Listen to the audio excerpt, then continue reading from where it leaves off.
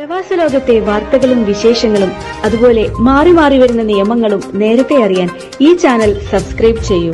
അടുത്തുള്ള bell icon enable ചെയ്യാൻ മറക്കേണ്ട. നമസ്കാരം. ഒമാൻ വാർത്തകളിലേക്ക് സ്വാഗതം. ഇന്ന് ആഗസ്റ്റ് 1 പ്രധാന വാർത്തകൾ. രാജ്യത്തെ വിവിധ വിലായത്തുകളിൽ ഇന്നലെ മഴ ലഭിച്ചു. ആമിറാത്ത്, ബൗഷർ, ദങ്ക്, ഇസ്കി, ദോഫാറിന്റെ വിവിധ പ്രദേശങ്ങൾ തുടങ്ങിയ സ്ഥലങ്ങളിലാണ് ഭേദപ്പെട്ട മഴ പെയ്തത്. മഴയ്ക്ക് പിന്നാലെ ഈ മേഖലകളിൽ താപനിലയിൽ നേരിയ കുറവ് രേഖപ്പെടുത്തി. മലമുകളിൽ നിന്നും വെള്ളം കുത്തിയൊലിക്കുകയും ചില മേഖലകളിൽ വാദികൾ നിറയുകയും ചെയ്തു. അറബിക്കടലിൽ രൂപപ്പെട്ട പുതിയ ന്യൂനമർദ്ദം ഒമാനെ ബാധിക്കുമെന്ന് ഒമാൻ കാലാവസ്ഥാ നിരീക്ഷണ കേന്ദ്രം നേരത്തെ അറിയിപ്പ് നൽകിയിരുന്നു. വെള്ളിയാഴ്ച വരെ മഴ തുടരും. മിക്ക ഗവർണറേറ്റുകളിലും വ്യത്യസ്ത തീവ്രതയുള്ള ഒറ്റപ്പെട്ട മഴ പെയ്തേക്കും.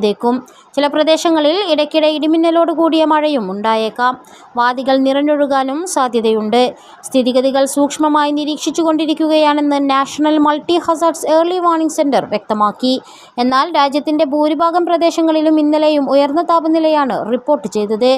മക്ഷിനിൽ 47 ഡിഗ്രി, ഹംറ അദ്ദൂറിൽ 46 ഡിഗ്രി, സുനൈനയിൽ 46 ഡിഗ്രി, ഫഹൂദിൽ 45 ഡിഗ്രി, ബുറൈമി, മർമൂൽ എന്നിവിടങ്ങളിൽ 45.2 ഡിഗ്രി സെൽഷ്യസുമാണ് ഇന്നലെ രേഖപ്പെടുത്തിയത്.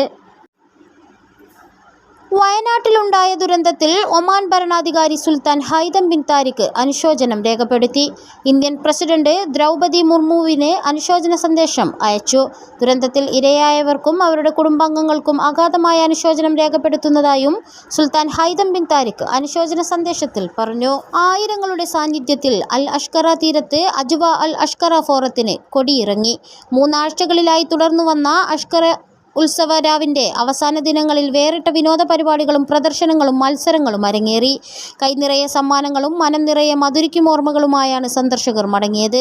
ഇനി അടുത്ത വർഷത്തെ ഉത്സവരാവുകൾക്കായി കാത്തിരിപ്പിലാകും. ജലാൻ ബനീബു അലി വിലായത്തിലെ അഷ്കറ പ്രദേശത്ത് അരങ്ങേറിയ 2ാമത് എഡിഷൻ അജ്വ അൽ അഷ്കറ ഫോറത്തിന് ജൂലൈ 10-നാണ് കൊടിയേറിയത്. പ്രദേശത്തെ വിവിധ വേദികളിലായി പൈതൃകം, വിനോദം, വിനോദസഞ്ചാരം, സംസ്കാരം തുടങ്ങിയ മേഖലകളുമായി ബന്ധപ്പെട്ട വ്യത്യസ്ത പരിപാടികൾ അരങ്ങേറി.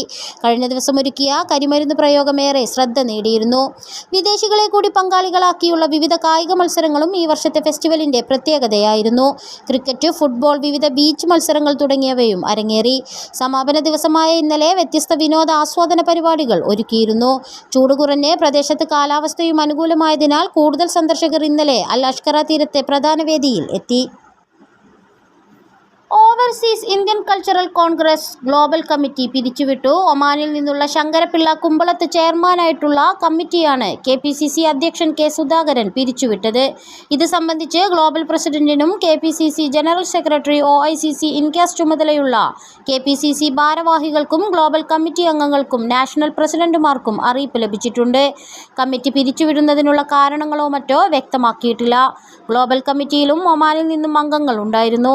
GCC രാഷ്ട്രങ്ങൾക്ക് പുറമെ ലോകത്തിന്റെ വിവിധ ഭാഗങ്ങളിൽ KPCCയുടെ കീഴിൽ പ്രവർത്തിച്ചു വരുന്ന OICC ഇൻക്യാസ് കമ്മിറ്റികളെ നിയന്ത്രിച്ചിരുന്നത് ഗ്ലോബൽ കമ്മിറ്റിയായിരുന്നു. നേരത്തെ ഗ്ലോബൽ തലത്തിൽ ഭാരവാഹി മാറ്റമുണ്ടാവുകയും ഇതിന് തുടർച്ചയായി ഒമാനിലടക്കം പുതിയ കമ്മിറ്റി വരികയും ചെയ്തിരുന്നു. ഇതിനിടെ ഗ്ലോബൽ ചെയർമാനായി ശങ്കരപ്പിള്ള തുടരവെ പ്രസിഡന്റ് പദവിയിലേക്ക് USA-യിൽ നിന്നുള്ള ജെയിംസ് കൂഡലിനെ മാസങ്ങൾക്ക് മുമ്പ് തിരഞ്ഞെടുത്തിരുന്നു. മുഖ്യമന്ത്രിയുടെ ദുരിതാശ്വാസ നിധിയിലേക്ക് സൗജന്യമായി പണമയക്കാൻ സൗകര്യമൊരുക്കി ഗ്ലോബൽ മണി എക്സ്ചേഞ്ച് ഉൾപ്പെടെ ഒമാനിലെ വിവിധ ധനവിനിമയ സ്ഥാപനങ്ങൾ രംഗത്തെത്തിയിട്ടുണ്ട്.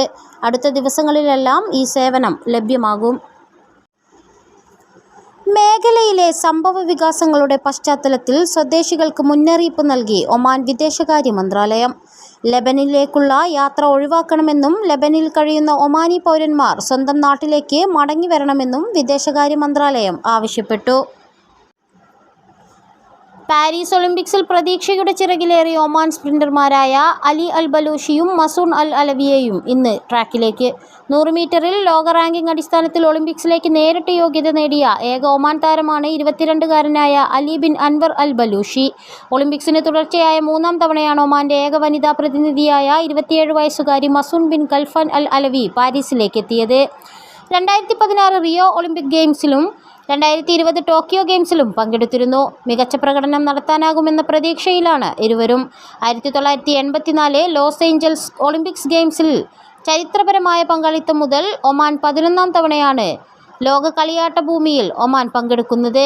ഒളിമ്പിക്സിൽ 1988 സിയോൾ ഒളിമ്പിക്സിൽ സ്പ്രിന്റർ മുഹമ്മദ് അൽ മാൽക്കി 400 മീറ്ററിൽ സെമിയിലെത്തിയതാണ് ഒമാന്റെ ശ്രദ്ധേയമായ നേട്ടം. സെമിയിൽ ഇദ്ദേഹം 8ാം സ്ഥാനത്തായിരുന്നു ഫിനിഷ് ചെയ്തത്. മസ്കത്ത് ഗവർണറേറ്റിലെ സീബ് വിലായത്തിൽ 4 പേർ ഒഴുക്കിൽപ്പെട്ട സംഭവത്തിൽ ഒരാൾ മരണപ്പെട്ടു. 4 പേരെ രക്ഷപ്പെടുത്തിയതായും റോയൽ ഒമാൻ പോലീസ് അറിയിച്ചു.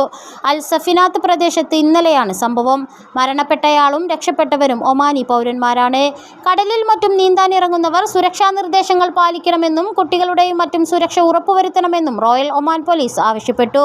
ചില സ്ഥലങ്ങളിൽ നീന്തുന്നതിനെതിരെ ചില സമയങ്ങളിൽ മുന്നറിയിപ്പ് നൽകുമ്പോൾ ഇത് പാലിക്കണമെന്നും ജാഗ്രത വേണമെന്നും പോലീസ് പ്രസ്താവനയിൽ ഉണർത്തി. തെക്കൻ ബാത്തിന ഗവർണറേറ്റിലെ മുസന്ന, ബർക്ക വിലായത്തുകളിൽ നിരവധി കടകളിൽ മോഷണം. വിവിധ ഷോപ്പുകളിൽ നിന്നും സാധനങ്ങളും മറ്റും മോഷണം പോയ സംഭവത്തിൽ 2 പേരെ royal Oman police command arrest ചെയ്തു. ഇവർക്കെതിരെ നിയമ നടപടികൾ സ്വീകരിച്ചതായും പോലീസ് അറിയിച്ചു. സമാന സംഭവം നേരത്തെയും പ്രദേശത്ത് അരങ്ങേറുകയും പ്രതികളെ പോലീസ് പിടികൂടി നടപടിക്ക് വിധേയമാക്കുകയും ചെയ്തിരുന്നു. കേരളം ഇന്നേ വരെ കണ്ടതിൽ വച്ച് ഏറ്റവും ഭീകരവും ദാരുണവുമായ പ്രകൃതി ദുരന്തമാണ് വയനാട്ടിലുണ്ടായതെന്ന് ദുരന്തത്തിൽ അനുശോചനം അറിയിച്ചുകൊണ്ട് ഇൻക്യാസ് ഒമാൻ ദേശീയ പ്രസിഡന്റ് അഡ്വക്കേറ്റ് MK പ്രസാദ് പറഞ്ഞു. ചൂരൽമലയിലും മുണ്ടക്കയിലും ഉറങ്ങിക്കിടന്നവരുടെ മുകളിലൂടെ മരണത്തിന്റെ പുതപ്പുമായി ഉരുൾപൊട്ടലിന്റെ രൂപത്തിൽ പ്രകൃതി സംഹാരതാണ്ഡവമാടിയപ്പോൾ നഷ്ടമായത് നൂറുകണക്കിന് ആളുകളുടെ ജീവനും ഒരായുസിന്റെ സമ്പാദ്യങ്ങളുമാണ്. ഒറ്റ രാത്രി കൊണ്ടെല്ലാം നഷ്ടപ്പെട്ട് ജീവിതത്തിൽ ഒറ്റപ്പെട്ടു പോകാൻ നമ്മൾ അനുവദിക്കില്ലെന്നും ആഗോളതലത്തിൽ വയനാട് ദുരന്ത സഹായ പ്രവർത്തനങ്ങൾ ഏകോപിപ്പിക്കുവാനുള്ള നടപടികൾ കൈക്കൊണ്ടിട്ടുള്ളതായി OICC ഇൻക്യാസ് ഗ്ലോബൽ ചെയർമാൻ കുമ്പളത്ത് ശങ്കരപ്പിള്ള അറിയിച്ചതായും അഡ്വക്കേറ്റ് പ്രസാദ് കൂട്ടിച്ചേർത്തു.